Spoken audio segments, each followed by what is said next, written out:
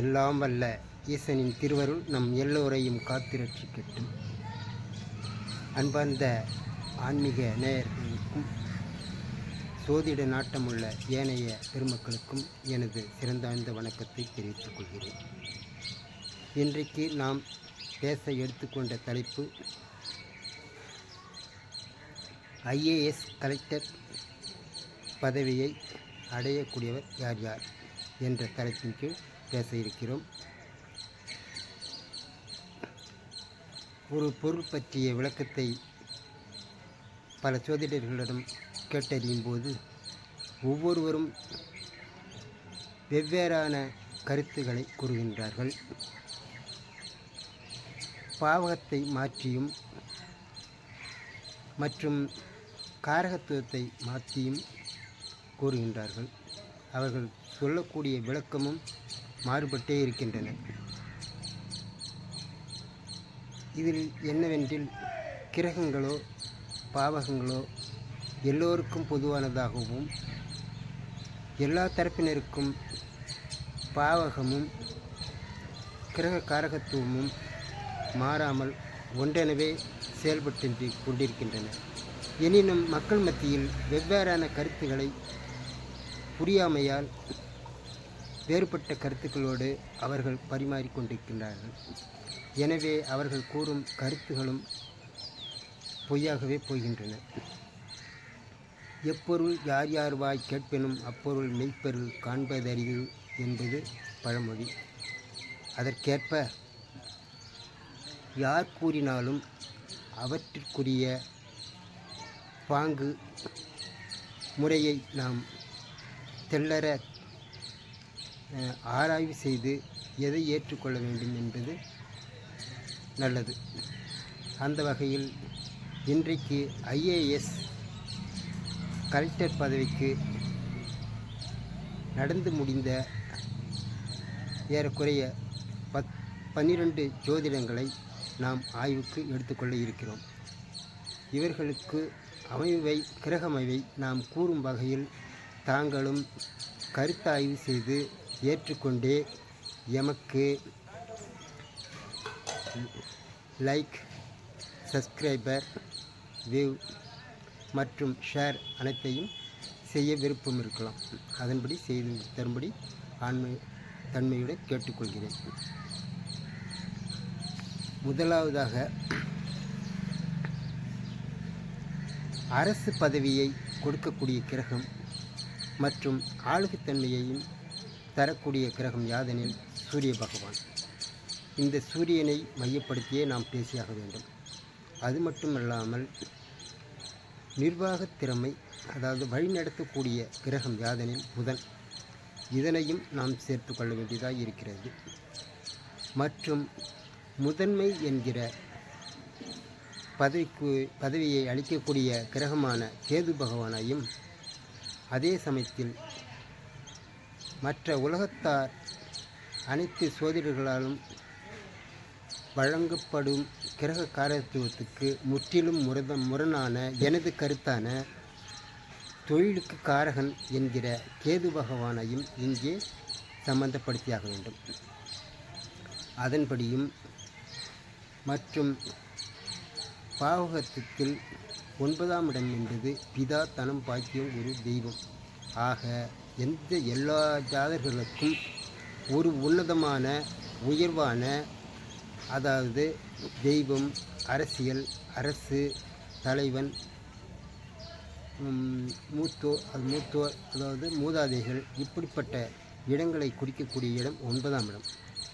இந்த இடத்தையும் நாம் கையாள வேண்டியிருக்கிறது. மற்றும் ஜீவனஸ்தானம், அதாவது ஆட்சி ஸ்தானம், தொழில் ஸ்தானம் என்று சொல்லக்கூடிய 10ஆம் இடத்தையும் நாம் சம்பந்தப்படுத்தியாக வேண்டும்.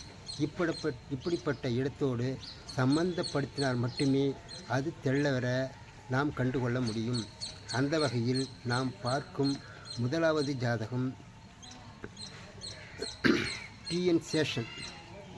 இவர் தேர்தல் அதிகாரியாக இருந்து அவர் ஆற்றிய பணிக்கு பெருமை சேர்த்து கொண்டவராவார். இவர் முதல் தர வரிசையில் ஐஏஎஸ் பரீட்சையில் பாஸ் செய்து நல்ல இடத்தை தக்க வைத்து கொண்டவராவார். இவர் மீன லக்கணத்தில் பிறந்தவர், மகர ராசியில் பிறந்தவர். இவருக்கு 6ஆம் இடத்தில் கேது இருக்கிறது. 6ஆம் இடத்தில் தொழில்ஸ்தானாதிபதியாகப்பட்டவரும் முதன்மை தரக்கூடியவருமான கேது பகவான் 6ஆம் இடத்தில், அதாவது சிம்ம லக்கணத்தில் இருக்கிறார்.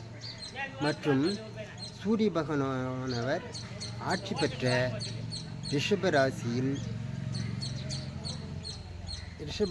சுக்கிரனோடு அமர்ந்திருக்கிறார். புதன் 2ஆம் இடத்தில் மேஷராசியில் அமர்ந்துள்ளார்.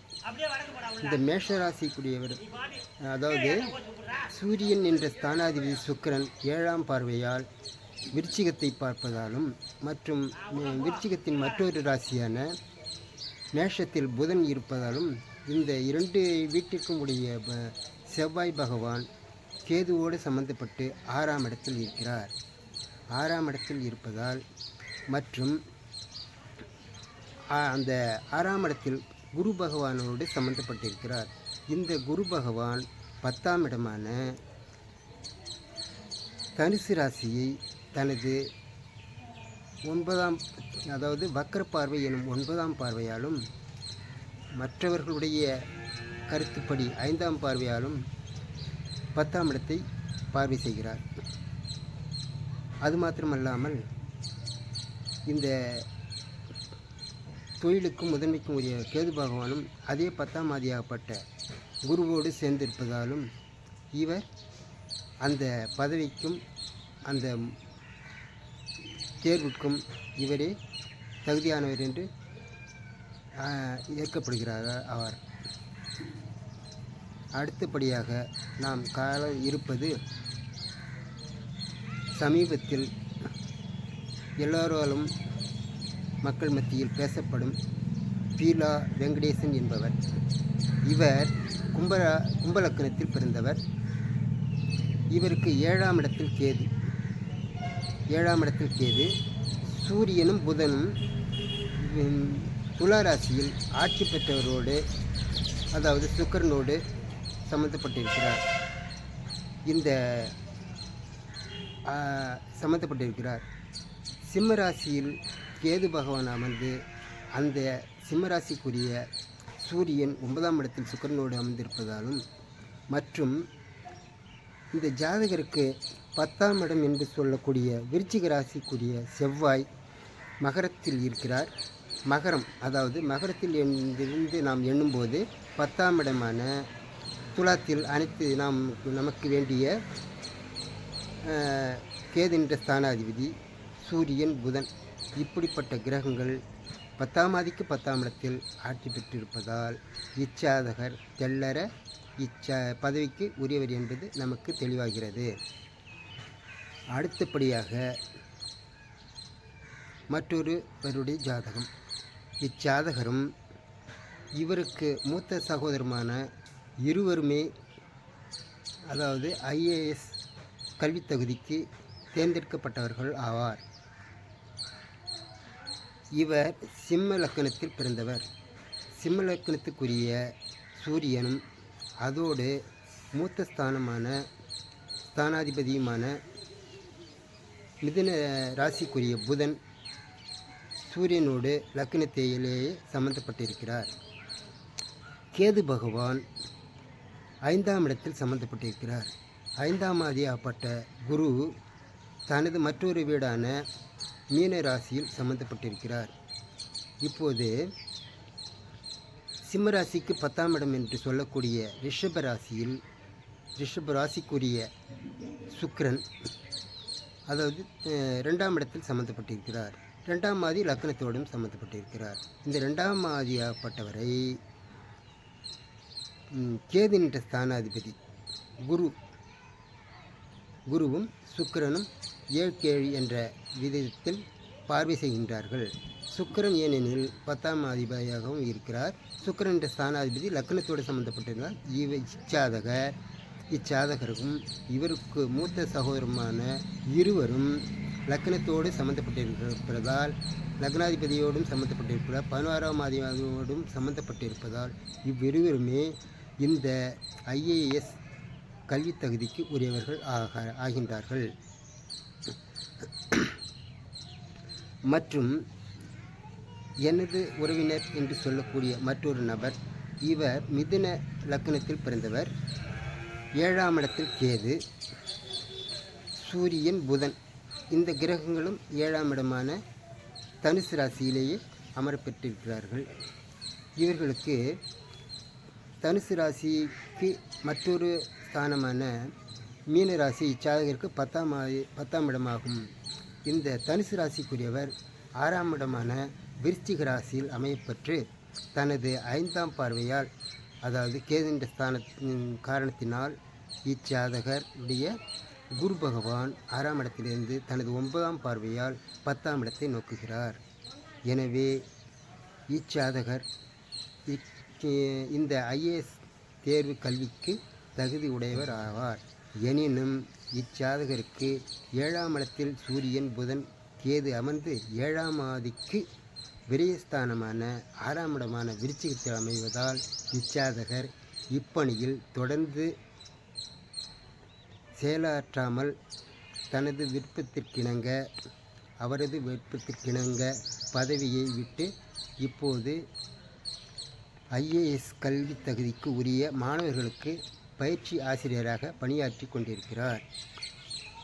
மேலும் மற்றொரு ஜாதகத்தை காண்போம்.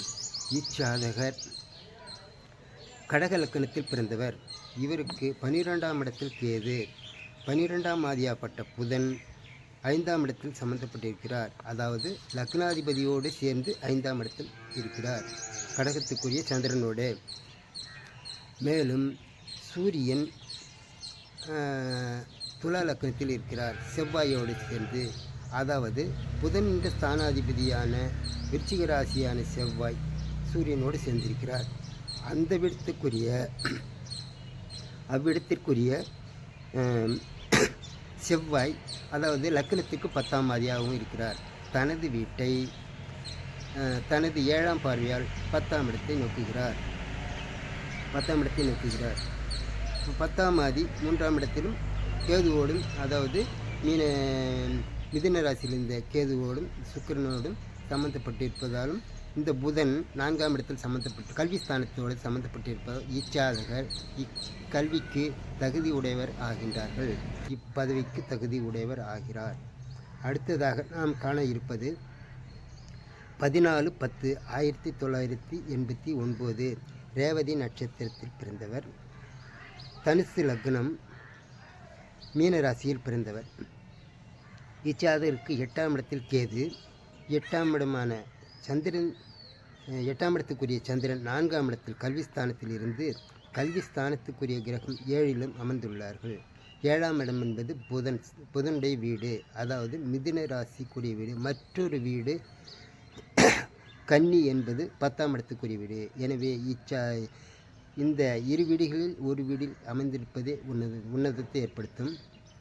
மேலும் அது மட்டுமல்லாமல் 9ஆம் இடத்துக்குரிய சூரியனும் 10ஆம் ஆதியும் ஆட்சி பெற்று 10லேயே 5ஆம் ஆதியப்பட்டு செவ்வாயோடும் அமர்ந்திருப்பதால் இச்சாதகர் தெள்ளற 10ஆம் இடம் என்பது ஜீவனஸ்தானத்தோடு இருப்பதால், அது மாத்திரமில்லாமல் கேது என்ற ஸ்தானாதிபதி சந்திரன் 7ஆம் பார்வையால் பார்வை பெற்று அவர் நின்ற ஸ்தானாதிபதி புதனுடைய மற்றொரு வீட்டிலும் இருப்பதால் இச்சாதகர் கல்வி தகுதிக்கு தகுதி உடையவர் என்பது திண்ணறமாக விளங்குகிறது. அடுத்ததாக நாம் காண இருப்பது 19/1/1932 பிறந்தவர். ரோகிணி நட்சத்திரம், மேஷ ராசியில் பிறந்தவர். மேஷ லக்னத்தில் பிறந்தவர், ரிஷப ராசியில் பிறந்தவர். இச்சாதகருக்கு 6ஆம் இடத்தில் கேது, 6ஆம் இடத்துக்குரியவரோ புதன் 9ஆம் இடத்தில் இருக்கிறார். சூரியன் 10ஆம் இடத்துக்குரிய சூரியன் மகர ராசியில் அமைய பெற்று மகர ராசிக்குரியவர் 9ஆம் இடத்தில் அமைந்திருக்கிறார்கள். இந்த 9ஆம் இடத்துக்குரிய குரு தனது 7ஆம் பார்வையால் மகர ராசியை பார்வை செய்கிறார். அது மாத்திரமில்லாமல் குரு என்ற ஸ்தானாதிபதி உச்சம் பெற்று 2ஆம் இடத்தில் உச்சம் பெற்று அவர் நின்ற ஸ்தானாதிபதியும் 10ஆம் இடத்தில் அமர பெற்றிருக்கிறார்கள். எனவே இச்சாதகரும் நன்கு பலனளிக்கும் கிரக அமைப்பால், அதாவது குருவும் உச்சம் பெற்று 10ஆம் ஆதியும் உச்சம் பெற்று 10ஆம் ஆதி என்ற ஸ்தானாதிபதியும் உச்சம் பெற்று இருப்பதாலும் 10ஆம் இடத்தோடு சகல விதத்திலும் சம்பந்தப்பட்டு இருப்பதால் இச்சாதகரும் தெள்ளற தகுதி இந்த கல்வி தகுதிக்கு உரியவர் ஆவார். அடுத்ததாக நாம் காண இருப்பது மற்றொரு ஜாதகம். 2/1/1997 வருஷம் நாள் பிறந்தவர். இவர் துலா லக்னத்தில் பிறந்தவர், கன்னி ராசியில் பிறந்தவர் ஆவார். இவருக்கு 6ஆம் இடத்தில் கேது சம்பந்தப்பட்டு 6ஆம் இடத்துக்குரிய குரு பகவான் 4ஆம் இடத்தில் கல்விஸ்தானத்தோடு சம்பந்தப்பட்டிருக்கிறார். குருவும் சனியும் பரிவர்த்தனை பெற்றுள்ளார்கள். மேலும் 10ஆம் ஆதியான, அதாவது 6ஆம் ஆதியான குரு மகரத்தில் இருந்து 10ஆம் ஆதியான சந்திரனை 9ஆம் பார்வையால் சந்திரனை பார்வை செய்கிறார். இங்கு சூரியனும் புதன் குருவனுடைய வீட்டில் 3ஆம் இடத்தில் அமர் பெற்று இருக்கிறார்கள். அது குருவனுடைய பார்வையோடு 10ஆம் ஆதியோடு சம்பந்தப்பட்டு விடுகிறது.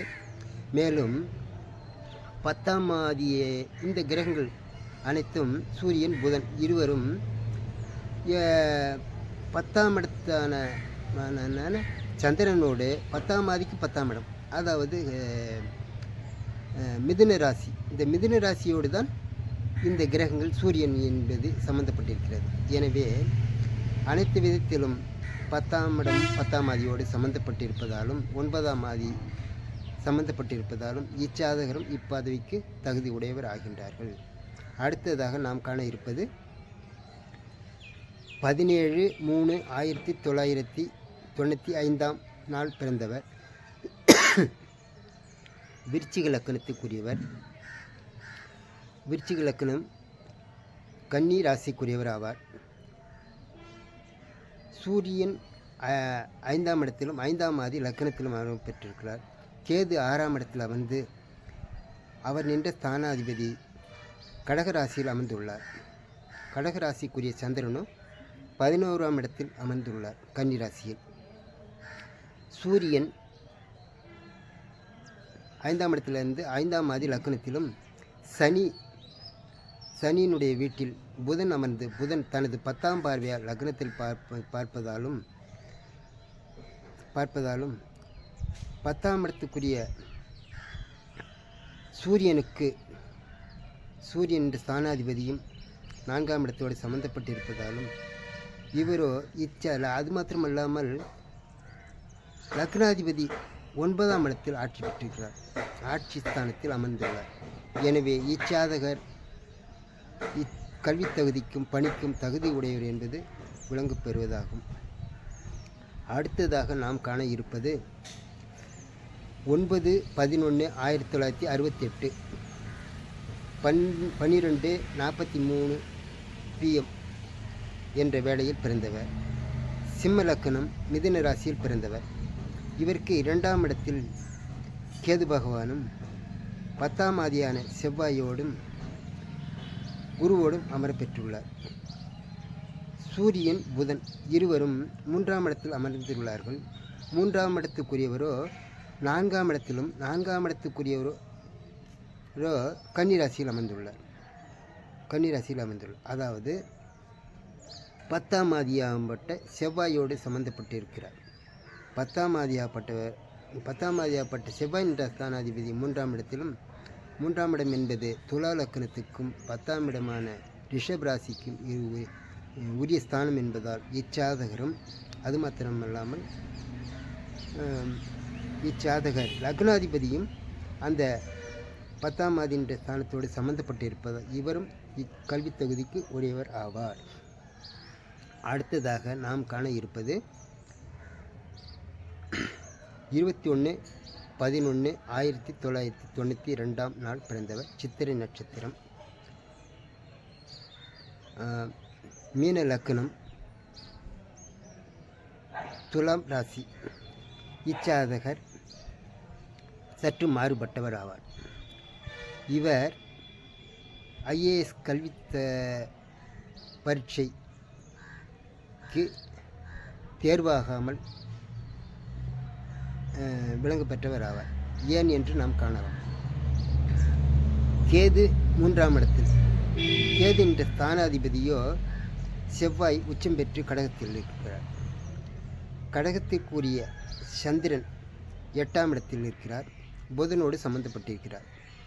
சூரியன் 9ஆம் இடத்தில் இருக்கிறார். அது தவறில்லை. அது மாத்திரமல்லாமல் சுக்கிரன் என்ற ஸ்தானாதிபதி, சுக்கிரன் அதாவது புதன் 8ஆம் இடமான சுக்கிரன் சூரியனோடு சம்பந்தப்பட்டு 10ஆம் இடத்தில் அமர்ந்துள்ளார். அதாவது 8ஆம் ஆதி 10ஆம் இடத்தில் அமர்ந்துள்ளார். இது முக்கியம். இங்கு அது மாத்திரமல்லாமல் சூரியன் 9ஆம் இடத்தில் அமர்ந்தாலும் ராகுவோடு சம்பந்தப்பட்டிருக்கிறார். அதாவது மேலும் 10ஆம் ஆதி என்பவர் 10ஆம் இடம் செயலாக்கத்துக்குரிய கிரகம், ஸ்தானாதிபதி கிரகம்.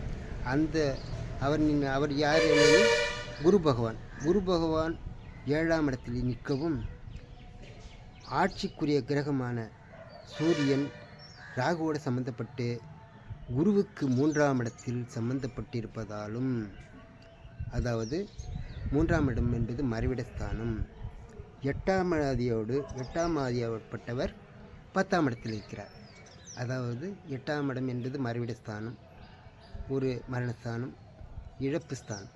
எனவே இச்சாதகர் இக்கல்வி தகுதிக்கு தகுதி அற்றவர் என்ற வகையில் இச்சாதகத்தின் மூலம் நாம் தெள்ளற விளங்குகிறோம். எனவே யார் இப்படிப்பட்ட கல்வி தகுதிக்கு உரியவர் ஆவார், பணித்தகுதிக்கு உரியவர் ஆவார், யார் தகுதியிலிருந்து விலக்கப்படுவார் என்பது இந்த கடைசி ஜாதக விளக்கத்திலிருந்து நாம் புரிந்து கொள்ளலாம். எனவே நாம் மேற்கொண்டு காணும் அனைத்து ஜாதகங்களையும் இவ்வாறே ஆய்வு செய்து நமது குழந்தைகள், நமது உறவினருக்குரிய குழந்தைகள் மற்றும் நாம் எடுத்துக்கொள்ளும் ஆய்வுக்குரிய ஜாதகங்கள் அனைத்தும் வகையான கருத்துக்களோடு ஒன்று போகிறதா என்பதை தாங்கள் தெள்ளற ஆய்வு செய்து எமக்கு